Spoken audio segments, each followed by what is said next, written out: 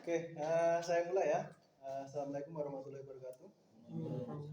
Selamat siang buat teman-teman semua, bapak-bapak, mas-mas ya. Oke, sebelum nanti saya masuk ke materi, saat ini kita akan sharing ya. Jadi kita nggak usah serius-serius, kita santai aja, kita sharing knowledge aja. Ini terkait OSAS 18001. Dalam hal ini nanti yang akan kita bahas yaitu hierarki pengendalian bahaya. Ya kita tahu di lapangan maupun di proyek kita kan di setiap tahapan pekerjaan pasti ada resiko. Nah dari situ kan dari adanya resiko bahaya-bahaya tersebut kita bisa kendalikan bagaimana cara mengurangi resiko, bagaimana menghilangkan resiko bahaya, itu nanti akan kita bahas bareng-bareng.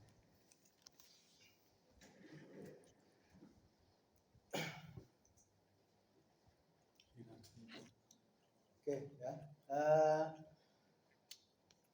Pasti timbul pertanyaan ketika tadi saya bahas hierarki pengendalian resiko, kemudian ISO 18001 ya. Hierarki pengendalian bahaya merupakan sistem yang digunakan untuk mengurangi resiko bahaya yang bisa muncul pada suatu pekerjaan. Nah, hal ini terkait sistem yang ada saat ini, yaitu yang sering dipakai oleh perusahaan-perusahaan ya, standar internasional, contohnya ada ISO 9001, ISO 18001, ISO 45001, yang mana ISO 45001 itu adalah perkembangan dari OSAS 18001.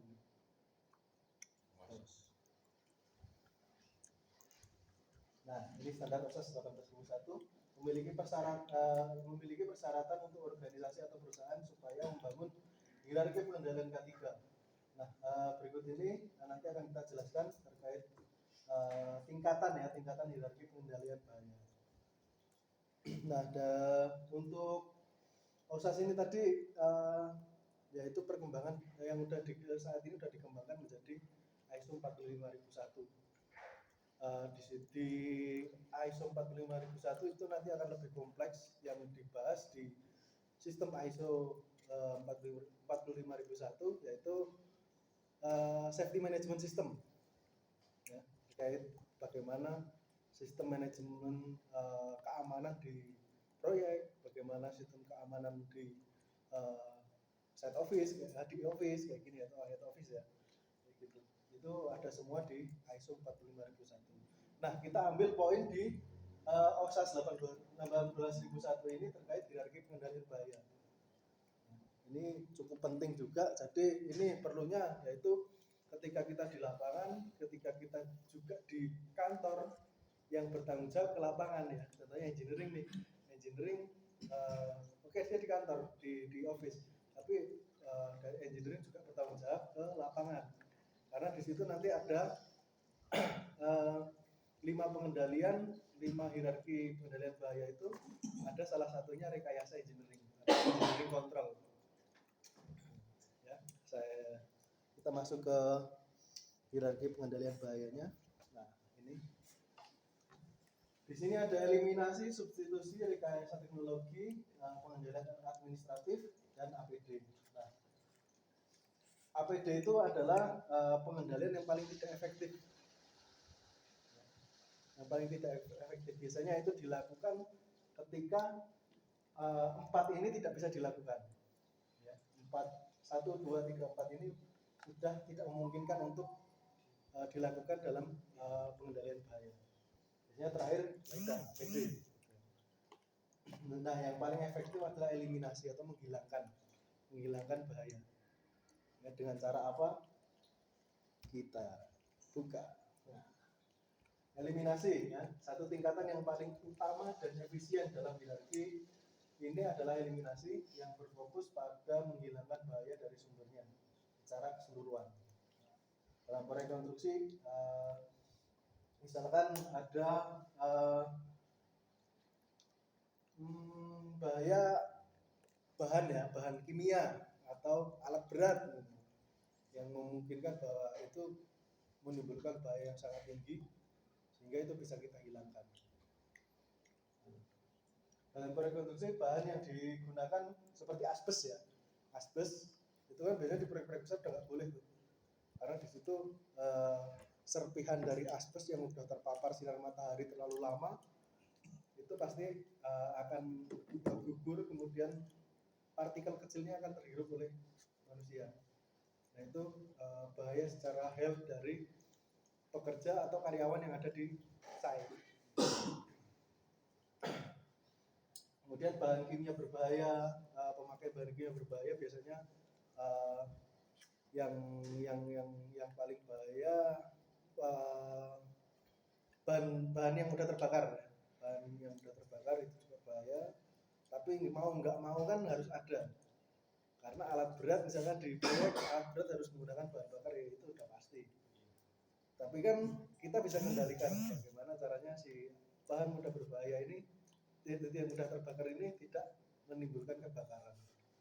Caranya contoh dalam penyimpanannya di drum, kemudian nanti kita kasih kasih bunbol, ya kita kasih barikade, kita kasih aman, kemudian di kerangkeng dikunci itu kan bisa juga. Di situ tersedia apar, di situ tersedia spill kit biasanya kalau di tempat penyimpanan solar ya. Spill kit itu alat untuk ketika ada tumpahan nanti dikasih pasir, dikasih di situ ada kain macun, kemudian ada apa lagi ya, kain lap yang mikrokarbon biasanya yang ada di spill kit itu sudah satu set gitu. Ada serbu gergaji juga biasanya di spill kit tempat penyimpanan solar gitu. Kemudian mengubah desain atau menghilangkan bahaya. Nah, dalam rekonstruksi desain yang digunakan dapat diubah untuk menghilangkan bahaya. Contohnya adalah desain gedung yang tidak memiliki pintu keluar biasanya kan. Jalur evakuasinya belusuk ya. Ada halangan ketika kita mau masuk ke jalur evakuasi, bahkan terhalang oleh railing kah, terhalang oleh apakah itu, jadi itu nanti bisa dihilangkan ya resiko-resiko. Next, nah ini untuk substitusi ya, hierarki pengendalian bahaya. Berikut adalah substitusi yang berfokus pada mengganti bahaya dengan sesuatu yang lebih aman. Nah, misalkan mengganti peralatan berbahaya dengan yang peralatan yang lebih aman. Contohnya di lapangan kita ada bar bending dan bar cutting. Nah, kayak di Jackson bar cuttingnya kita menggunakan yang gede nih, yang gede menggunakan dinamo. Di situ ada puli yang berputar, ya ada roda gila nggak ada ya, ada fan bell. Nah itu bisa kita antisipasi dengan mengcover atau menutupnya dengan ropes biasanya namanya. Dibikin dengan plat baja atau pakai seng dengan ketebalan yang sesuai untuk melindungi benda yang berputar. Karena kalau kita bicara tentang benda yang berputar itu nanti kita akan masuk ke pinch point. Pinch point itu titik jepit ya, titik orang kejepit lah. Nah, salah satu penyebabnya adalah benda yang berputar, dua benda yang berputar. Jadi ada puli, ada penbel atau streng ya, itu yang bergerak secara bersamaan, itu mengakibatkan dia menjadi titik jepit atau ada resiko orang terjepit di situ. Makanya untuk menghindari resiko tersebut kita pakai ropes. Next. Nah ini rekayasa teknologi atau engineering control. Ya. Mungkin Mas Hendro pasti lebih tahu ya. Terkait engineering control ini, itu salah satu tingkatan dalam hierarki pengendalian bahaya ketiga yang digunakan untuk mengurangi resiko bahaya dalam proyek konstruksi. Nah ini berfokus pada pengendalian resiko yang dengan merekayasa suatu alat atau bahan dengan tujuan mengendalikan bahayanya. Engineering control dilakukan ketika proses substitusi tidak memungkinkan dilakukan, biasanya karena terkendala dari segi biaya atau untuk penggantian alat atau bahan. Nah, ini contohnya perubahan metode kerja, kan? Metodenya metode kerja kita begitu dan sebagainya semuanya manual. Suatu saat nanti kalau kita punya proyek yang lebih besar lagi, yaitu mengubah metode kerja dari manual menjadi menggunakan alat bantu atau alat angkat gitu. Itu rekayasa engineering atau engineering control. Nah, ini pengendalian administratif yang bapak-bapak yang udah pengalaman di proyek-proyek ketat ya, proyek-proyek besar pasti udah familiar dengan work permit, dengan CSA, iradisi, kemudian metode kerja, kemudian IPL, ya, IPL izin pelaksanaan dan sebagainya. Approval shop drawing biasanya udah ke MK semua kan, baru ketika itu udah approve semua baru kita bisa mulai kerja. Nah, sini pengendalian administratifnya seperti itu. Misalkan contoh kalau di kita saya sebagai ASE dan operation biasanya sering nih teriak-teriak sama engineering, ayo kalau ada subkon baru kita kick off meeting. Nah, inilah perlunya kick off meeting itu. Jadi kita sampaikan semua di awal, kita punya peraturan seperti ini, kita punya standar prosedur operasional kita seperti ini, kita punya ketentuan-ketentuan yang harus ditepati. Kemudian ketika kick off meeting, si subkontraktor harus menyiapkan presentasi metode kerja mereka, melengkapi dokumen CSA misalkan, biasanya saya minta kan CSA, kemudian minta manpower planning misalkan, kemudian schedule pelaksanaan mereka seperti apa, berapa lama, ya. Nah, dari situ kan kita udah kumpul nih, kita udah punya senjata nih dari segi rekaman aktif. Ketika nanti ada bermasalah dengan subkon tersebut, entah itu keterlambatan atau manpower planning mereka misalkan di bulan Agustus nih, manpower planning mereka harusnya 20 orang, tapi ternyata di lapangan cuma 10 orang, nah kita bisa kejar. Ya, perlunya itu sih untuk pengendalian administrasi. Kemudian ketika dia melakukan pekerjaan tidak sesuai dengan metode kerja, tidak sesuai dengan CSA, nah itu bisa kita stop atau bisa kita minta mereka untuk merubah sesuai dengan metode kerja dan CSA yang mereka ajukan ke kita. Next, nah ini yang terakhir untuk alat pelindung diri ya, atau PPE. Perlengkapan pelindung diri ini APD ini masuk ke hierarki pengendalian yang paling tidak efektif ya, karena melindungi personal, bukan all yang ada di situ. Merupakan salah satu tingkatan dalam hierarki pengendalian bahaya ketiga yang digunakan untuk mengurangi risiko bahaya dalam pekerjaan konstruksi. PPE adalah peralatan yang digunakan untuk melindungi tubuh pekerja, ya, personal. Jadi satu orang itu aja yang terlindungi, orang masing-masing orang itu. Ya, contohnya pakai helm. Kemudian yang kita udah lakukan kan helm, rompi, sepatu. Kemudian kalau ada pekerjaan khusus cutting tembok misalkan ya, bata pasangan bata, terus cutting besi pakai gerinda, bobot itu kan kita syaratkan pakai kacamata clear ya, untuk melindungi serpihan puing masuk ke mata, itu membahayakan mata. Kemudian kalau kayak kemarin di Harmoni ada pekerjaan plafon ya, pekerjaan plafon menggunakan ramset, itu kan suaranya kenceng ya, dar gitu. Nah, kita persyaratkan subkon untuk memakai air plug, si operator ramsetnya memakai air plug, yaitu pelindung telinga.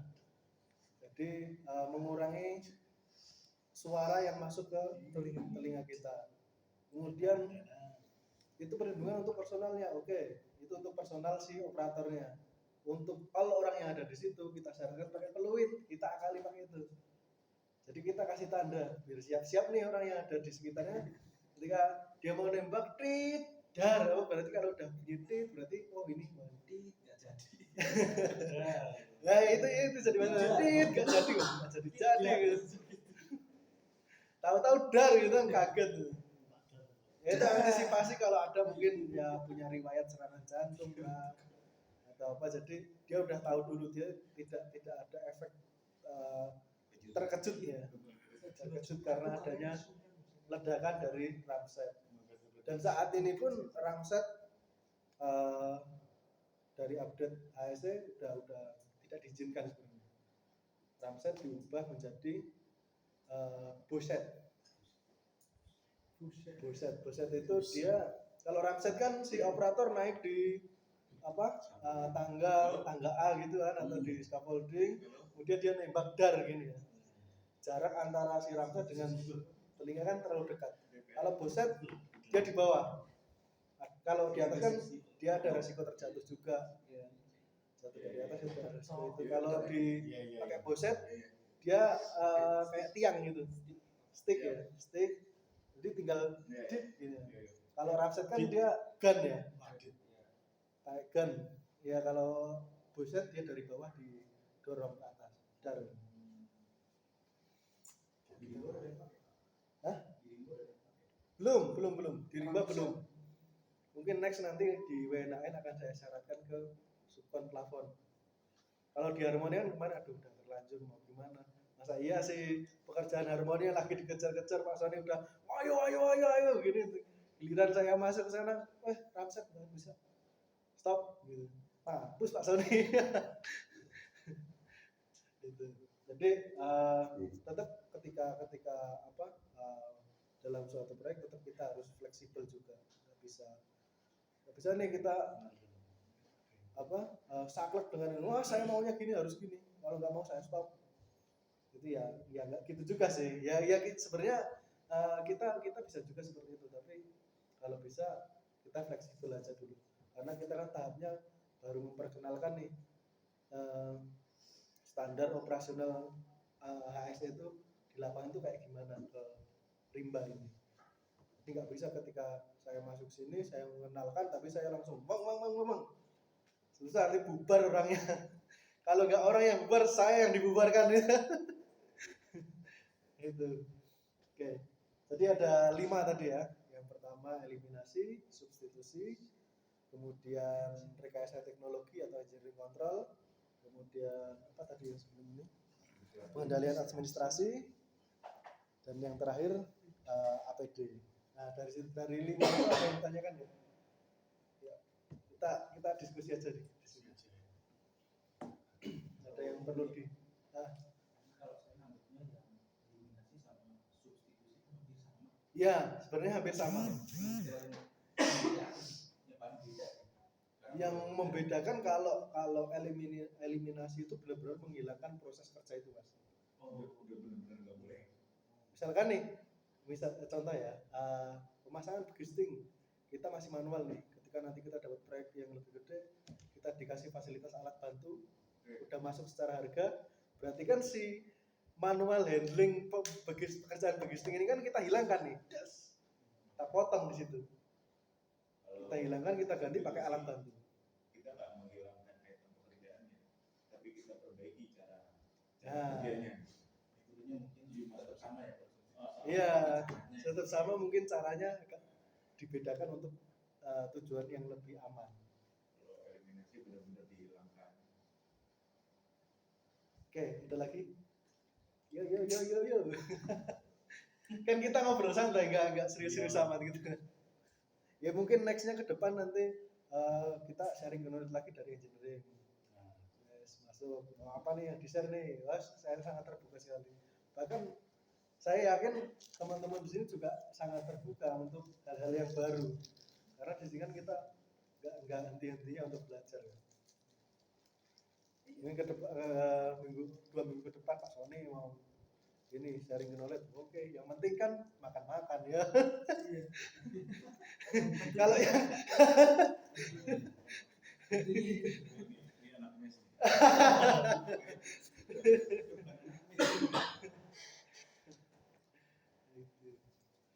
Oke, kalau apa nggak ada yang perlu kita diskusikan lagi. Mungkin ini saya masuk ke contoh kasus ya, contoh kasus. Nanti saya ada foto-foto. Ini bagian dari post test juga. Nanti akan menjadi post test bagi teman-teman semua. Ya. Jadi di sini ada 5 foto. 1, 2, 3, 4, 5. Hah? Ini proyek sementara saya ambil dari Google. Ya. Karena saya yakin proyek rimba nggak seperti ini. Proyek rimba lebih baik ya. Gitu kan. Harmoni enggak.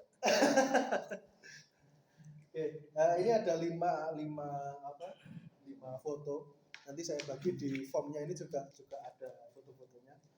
Nanti untuk teknisnya pilih salah satu foto dalam contoh kasus, kemudian lakukan pengambilan analisa resiko dulu. Analisa resiko bahaya yang akan timbul dari pekerjaan tersebut yang ada di foto. Kemudian lakukan pengendalian resiko bahaya dalam hierarki pengendalian bahaya tadi. Ada 5 tadi kan. Silakan mau dipakai 5-5-nya kah, mau dipilih salah satu nggak apa-apa. Nah kemudian nanti nilai terbaik nanti akan kita review, nanti ada reward.